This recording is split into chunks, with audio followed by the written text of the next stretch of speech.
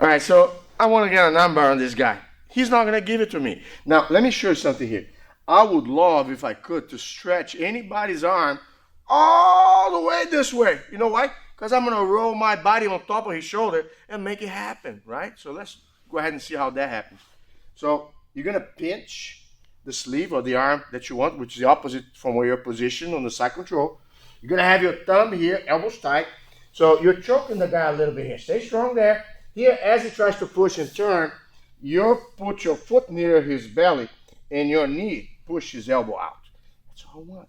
Because now look, I'll pass my body. And as I do it, I will underhook. Keep strong, stay strong. Either I'll tap in here, or if he rolls, which is what I want, I grab the near leg, pull the near leg to me, then I grab the far leg behind or in front of his shin. Pull towards my head and kick my leg up. Look how this guy tumbles. Now I move my hip under his elbow. My knees are pointing out. Easy to step the leg over. Easy to control the wrist with the thumb up. Adjust the elbow. Pull the elbow. Push the elbow with your hip and pull the wrist down. And that's all it takes.